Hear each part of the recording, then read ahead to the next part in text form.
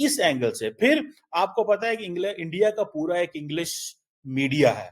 वो English media, क्योंकि India की 1.4 बिलियन से ज्यादा की पॉपुलेशन है, साइजेबल मिडिल क्लास है, अपर क्लास है, तो वो लोग ऐसे हैं जो इंडिया को के अंदर इंग्लिश मीडिया को सुनते हैं। वन, सेकेंडली, वो मीडिया मौजूद है, पूरी दुनिया इंडिया के अंदर उस इंग्लिश मीडिया के जरिए जानती है।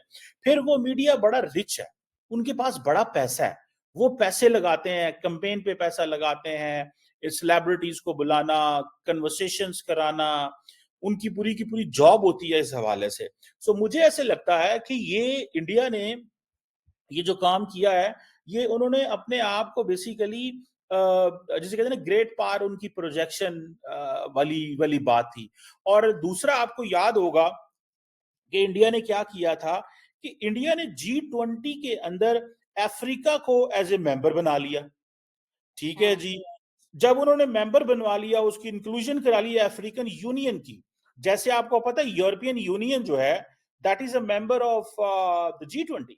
सो यूरोपियन यूनियन आती है, तमाम यूरोपियन कंट्रीज तो नहीं है, लेकिन ईयू आती है G20 के अंदर, और वो एक हिसाब से 28 ममालिक की रिप्रेजेंटेशन जो है वो उसमें हो जाती है।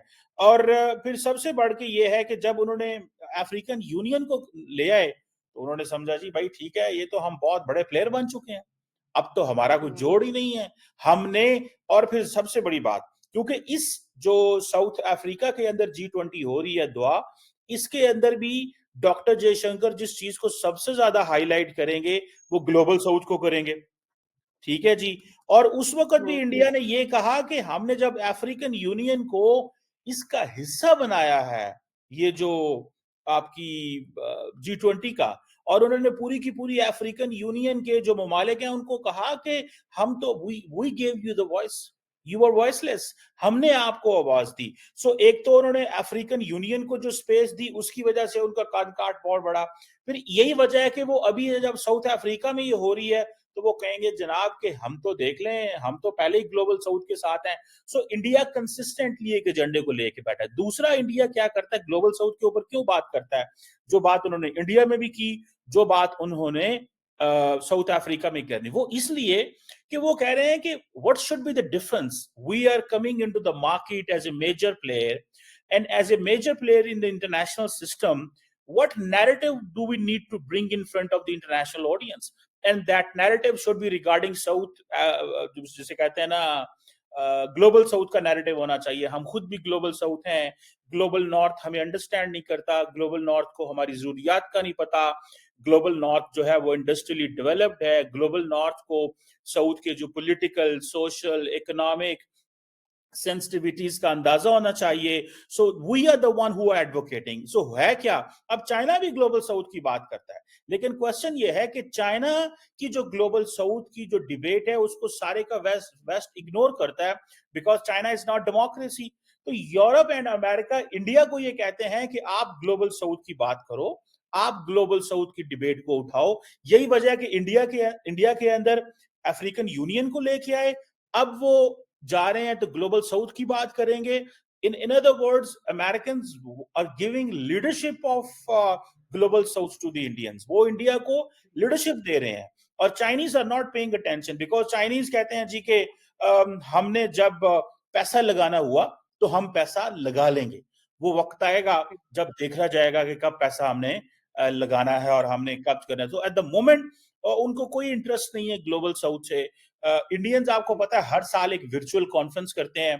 तो अभी ये देखिएगा, ये जो नरेंद्र मोदी के 5 साल हैं, इन्होंने इतनी ग्लोबल साउथ की कॉन्फ्रेंसेस की हैं कि इन्होंने एक फिजिकल कॉन्फ्रेंस भी प्रेजेंस भी होनी है ग्लोबल साउथ की। और वो जो कॉन्फ्रेंस होगी वो बड़ी कॉन्फ्रेंस होगी, जिसमें इंडिया अपने आप को पोर्ट्रे करेगा। अभी तो नहीं करेंगे, इस साल भी नहीं करेंगे, शायद अगले साल कर लें, या शायद उससे अगले साल कर लें। उससे क्या तासुर जाएगा कि देखें जनाब, अब हमारा मुल्क ये है, हमें देखें जी, दुनिया के 125 मुल्क तो ग्लोबल साउथ हैं, हम तो 125 मुल्कों को लीड कर रहे हैं दुनिया में। अमेरिकन एंड वेस्टर्न ममालिक एंड जो ग्लोबल नॉर्थ है, दैट कॉन्स्टिट्यूट 75 कंट्रीज, उनकी तो बात ही डिफरेंट है।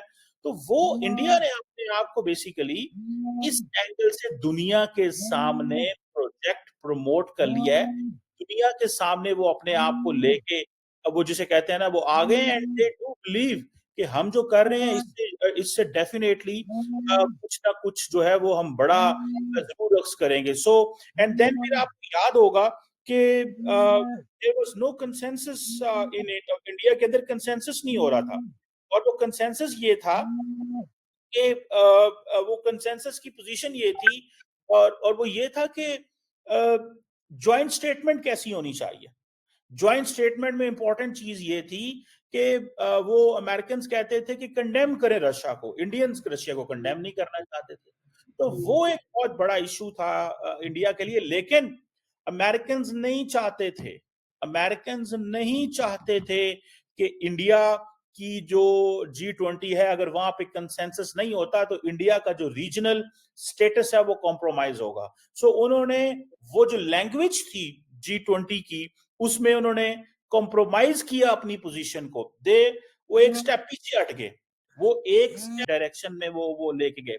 सो मुझे ऐसे लगता है कि this is something which is very interesting, this is something which is of very much, वो जिसे कहते हैं ना, एक रेलिवेंस की बात बनती है, एक वैल्यू वाली बात बनती है कि इंडिया ने ये काम जो जो किए हैं, उन्होंने बेसिकली अपने आप को समझ लें कि अब ये काम, ये चीज ग्लोबल साउथ को वो लेके जा रहे हैं। साउथ अफ्रीका वहां पे भी यही बात करेंगे, एक ही नैरेटिव को अडॉप्ट करेंगे, ताकि वो कहें जी कि अब जो है ये ग्लोबल साउथ में हमें वैल्यू दी जाए, हमें रेलिवेंस दी जाए, हम ही उस एजेंडे को फॉलो करें। और इंडिया आपको पता है कि कह रहा है जी कि मल्टीलैटरलिज्म की बात करते हैं आप ग्लोबल लेवल पे, but let's talk about multilateralism in Asia first. It means कि चाइना को कहा जा रहा है कि आप भाई चुप करें, आप हमें भी स्पेस दें। लेकिन कई लोग इंडिया पे क्रिटिसाइज करते हैं कि चाइना से तो आप कहते हैं कि एशिया में मल्टीलैटरलिज्म होनी चाहिए, but when it comes south Asia, but you don't believe in multilateralism. आप वहां पे अपनी हेजमनी को कंटिन्यू करना चाहते हैं, वहां पे आप उसको वो लेके चलना चाहते हैं। सो दिस इज समथिंग जो कि एक इंटरेस्टिंग, जिसे कहते हैं ना, एक डेवलपमेंट है दोहा इसमें। तो सर जैसे अब हमें पता है कि जो G20 चली गई, फिर कोविड खत्म हो गया। जब कोविड खत्म हो गया तो because of the political stability आपकी ग्रोथ फिर भी, इन पॉलिटिकल इंस्टेबिलिटी आपकी ग्रोथ फिर माइनस में ऑलमोस्ट चली गई, 0 पॉइंट समथिंग थी। तो जो समथिंग है। डेवलपिंग इकोनॉमीज होती हैं, ये सारी के सारे आप जरा मुल्क तो देखें, इन मुल्कों को, 20 मुल्कों को देखें, ये इनको किस क्यों कहते हैं, इनके पास अरबों डॉलर के फॉरेन एक्सचेंज रिजर्व है। इवन बांग्लादेश जिसके पास 40 अरब डॉलर के रिजर्व है, वो इसमें नहीं है। इनकी जीडीपी ग्रोथ रेट में कंसिस्टेंसी है। इंडिया कॉन्टिन्यूसली हर स्टेप आगे जा रहा है, हर रोज तो आगे जा रहा है। हमारा क्या है, because of the political instability हमारी इकोनॉमिक ग्रोथ नीचे चली जाती है, हमारी इंडस्ट्रियल ग्रोथ नीचे चली जाती है, हमारा वो जिसे कहते हैं ना, एक्सपोर्ट उस तरह मैच नहीं करती। जो लोग इन्वेस्टर आते हैं, हम उनको उस तरह रेवेन्यू रिपैट्रिएशन नहीं कर पाते उनकी। तो हमारे प्रॉब्लम्स हैं कि हमारी पॉलिटिकल इकोनॉमिक चैलेंजेस है, एंड देन हमारा फ्यूचर आउटलुक नहीं बन पा रहा। जो फ्यूचर आउटलुक नहीं बन पाता, तो दैट्स हाउ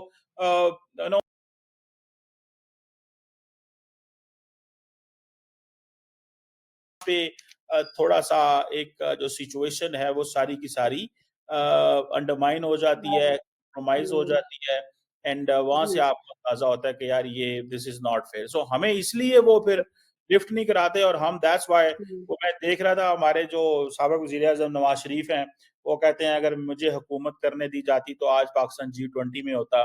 तो वो सारी बात है, this matters in one way कि आपकी जो जो जो ग्रोथ होती है, जो स्टेबिलिटी होती है, दैट हेल्प्स यू। तो हमारी 250 मिलियन की आबादी, और फिर ऊपर से हमारा प्रॉब्लम यह है कि हमारी सारी की सारी इनफॉर्मल ब्लैक ग्रे इकोनॉमी है, हमारी फॉर्मल इकोनॉमी नहीं है। तो जब आपकी फॉर्मल इकोनॉमी नहीं होती, जब आपका फॉर्मल बिजनेस नहीं होता, तो फिर मसले मसाइल तो होते हैं। तो हमें ये चीज, तो सर क्या लाइक आप पाकिस्तान को इस तरह लॉन्ग टर्म इकोनॉमिक रिफॉर्म्स या फिर लाइक डिप्लोमेटिक लॉबिंग के जरिए G20 का हिस्सा बनने के कोई रियलिस्टिक आपको चांस नजर आते हैं? दोबारा सवाल कीजिएगा, हमें किस चीज का चांस नजर आता है? सर हमें पाकिस्तान को लाइक इकोनॉमिक रिफॉर्म्स के जरिए या फिर डिप्लोमेटिक लॉबिंग के जरिए G20 का कोई रियलिस्टिक चांस नजर आता है कि हम उसका हिस्सा बनेंगे? देखें, इंडिया हमें ब्रिक्स में नहीं एंटर होने दे रहा, सीधी सी ट्रू। बात। वहां पे वो रुकावटें डालते हैं। वो कहते हैं जी कि नहीं, इंडिया ने पता है हमें कब ब्रिक्स का मेंबर बनने देना है, जब सारी दुनिया ने ब्रिक्स का मेंबर बन जाना है। क्योंकि उन्होंने कहना जी आपकी वैल्यू खत्म हो जाएगी, हम तो फाउंडिंग मेंबर थे ब्रिक्स के। हम तो 5 मुल्क जब थे, भारत था, साउथ अफ्रीका था, ब्राजील था, रशिया था, चाइना था, हम तो तब के हैं। अभी उन्होंने 5 और डालनी है। गो के वो अलहदा हाँ। बात है कि अमेरिकन ने बड़ा टफ टाइम दिया है। American yes. ने बहुत टफ टाइम दिया है। उन्होंने कहा जी ब्रिक्स खबरदार, ब्रिक्स ममालिक मुझे गारंटी देंगे कि वो नहीं करेंगे, वो जैसे होती है अपनी करेंसी नहीं लेके आएंगे। ठीक है जी।